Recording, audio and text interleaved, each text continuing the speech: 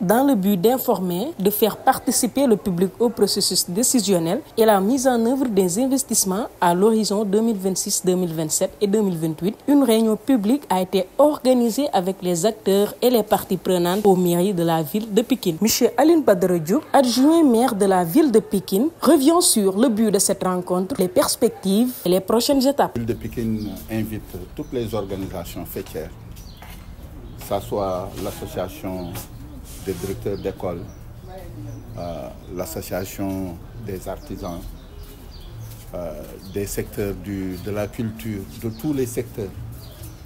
Nous invitons presque les services déconcentrés de l'État pour partager avec eux d'abord l'exécution du budget en cours, partager avec eux le niveau d'exécution du plan annuel d'investissement et du plan triennal d'investissement. Donc c'est un moment d'échange et aussi un moment de redevabilité, un moment pour expliquer aux citoyens de Pikine pour qui nous travaillons, donc l'état actuel et l'engagement qu'avait pris la ville de Pikine, donc pour réaliser certains projets. Donc aujourd'hui c'était un moment pour décliner donc les différentes réalisations, où nous en sommes, à quel niveau d'exécution, donc quels sont les projets qui ont été réalisés. Si je prends seulement le plan annuel d'investissement, on avait initié l'année passée 23 projets, qu'aujourd'hui beaucoup de projets ont été réalisés. Donc il y a aussi les perspectives d'avenir donc pour la ville de Pikine. Qu'est-ce que nous allons faire pour le prochain plan d'investissement triennal, donc 2025-2028. Vous savez, tout le monde le sait, ça fait 2 ans que Pikine est classée, la ville de Pikine est classée première donc pour le PACASEN au niveau de toutes les collectivités territoriales du Sénégal. Cela veut dire que les CMO ont été respectés, les indicateurs aussi de performance de la ville de Pikine donc sont à un niveau acceptable. Donc c'est pour cela que Pikine s'érige toujours donc, dans ce niveau-là, au niveau du PACASEN.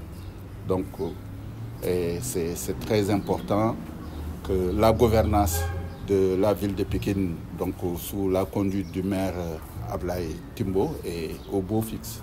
C'est-à-dire que toutes les règles de transparence sont respectées. Les manuels de procédure aussi au niveau de la ville de Pikine, donc les manuels sont aussi respectés. Le budget d'investissement tournait autour de 2,6 milliards, donc c'est un niveau extraordinaire, là où la ville de Pikine n'a pas encore reçu les fonds de dotation venant de l'État, donc qui s'élèvent environ à presque 900 millions que nous n'avons pas encore reçus et nous sommes presque en fin d'année budgétaire. Donc ça, c'est des corrections aussi à apporter. Je ne sais pas au niveau de l'État quels sont les problèmes, mais au niveau de la ville de Pikine, nous sommes en train de faire des réalisations extraordinaires, donc surtout dans le domaine de l'éducation, dans le domaine du sport, dans le domaine aussi de la culture. Ça, c'est les fonds d'équipement des collectivités territoriales. On les appelait les fonds de dotation, les fonds de concours, etc. Donc ça, c'est l'État qui doit doter les collectivités territoriales de ces fonds-là. Parce que l'État a transféré des compétences, donc concomitamment, donc le transfert des compétences est accompagné par un transfert aussi de fonds. Mais jusqu'à présent aussi, la ville de Pikine n'a pas encore reçu les fonds de dotation, les fonds d'équipement des collectivités territoriales. Donc, oui, parce que s'il n'y a pas les fonds, par exemple, je viens de le dire au niveau de la réunion publique, que nous ne gérons pas le trésor public. Donc le Sénégal a opté pour une caisse unique. Donc il y a l'unicité de caisse au niveau de ce pays.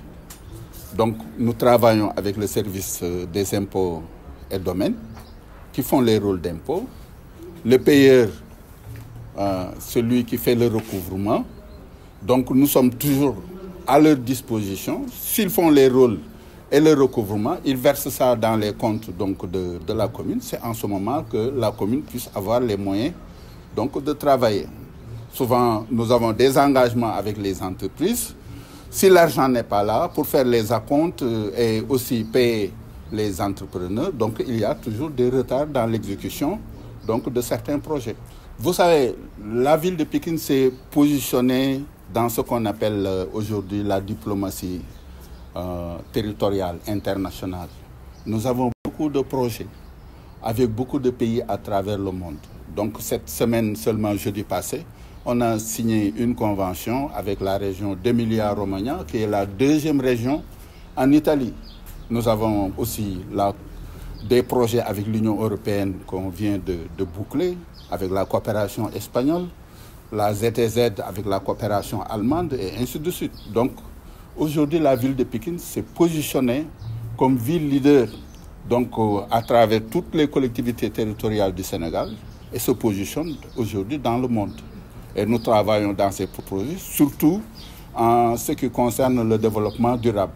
Donc la ville de Pikine est l'une des rares collectivités territoriales à avoir un plan climat. Et le plan climat là, c'est un plan qui nous donne des opportunités donc, à travers le monde d'aller vers les fonds verts au niveau des COP qui se sont organisés à travers le monde. Non, le défi est énorme, c'est d'être au service des populations et c'est difficile. Je pense que dans les semaines à venir, il y aura un jàkkaarloo entre le maire et les populations de Pikine pour que le maire puisse décliner donc, les réalisations qu'il a pu faire durant son premier mandat et le second mandat. On a des perspectives et une ambition, je ne peux pas dire démesurée, mais une ambition réaliste et réalisable pour être au service donc, des populations. Le monde du sport ne dira pas un mot. On donne des subventions à toutes les associations qui sont là. Le monde de l'éducation, nous sommes en train de réaliser le collège, le CM Fadilou Diop. On va en faire un lycée parce que ça va après jusqu'en classe de terminale. Idem pour le collège de Mbao aussi, qui va aller jusqu'en classe de terminale. Et avec la ZTZ, bientôt, Pikine aura un lycée d'enseignement professionnel et technique donc qu'on va réaliser au niveau de Pikine Ouest.